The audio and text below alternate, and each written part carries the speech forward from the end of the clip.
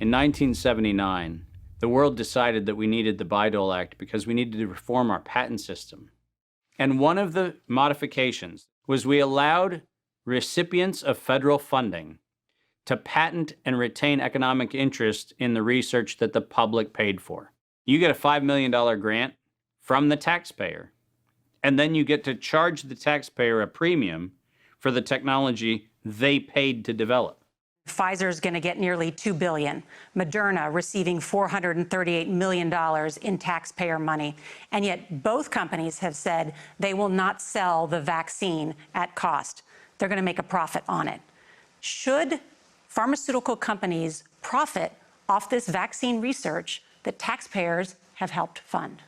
The Byah-Dole Act failed the American people because rather than standing on the shoulders of giants, we now kneel at the feet of greed. My systems flagged anomalies when I started seeing nonprofits and corporates and cover financing for coronavirus programs in the late summer and fall of 2019. Our first red flag came out when we read the World at Risk scenario.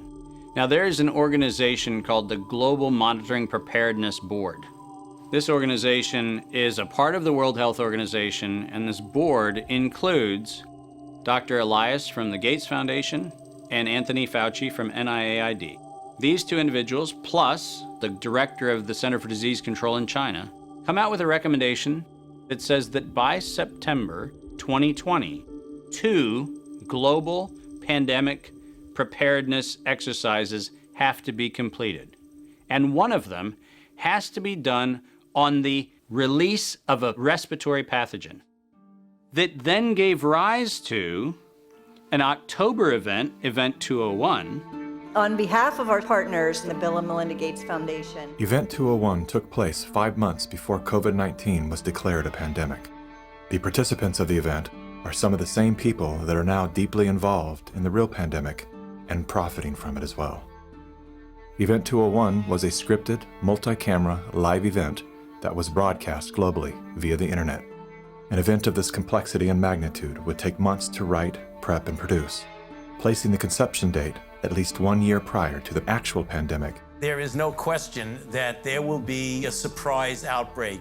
Anthony Fauci knew as early as January of 2017 that we would see an outbreak before the end of 2020. Even Bill Gates, a man with no medical training, knew it was coming. If we start now, we can be ready for the next epidemic.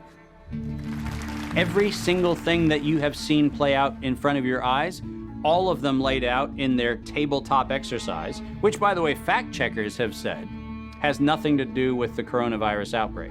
Just happenstance. This is that wonderful universe of improbabilities where events just co-emerge and then nature conveniently backs itself into our architecture. That's the scenario we're supposed to accept. Brilliant.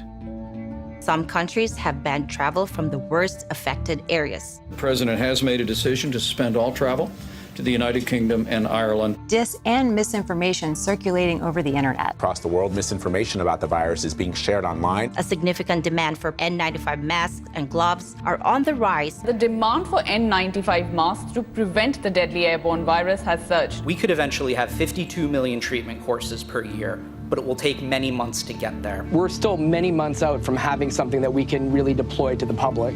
And 65% of those polled are eager to take the vaccine, even if it's experimental. A new poll finds that 49% of Americans say they would get a COVID-19 vaccine should an effective one be discovered.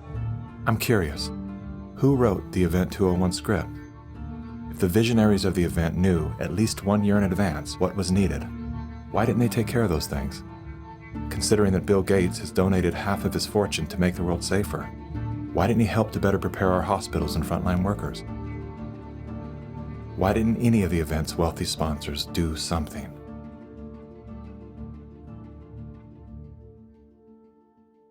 Now here we are.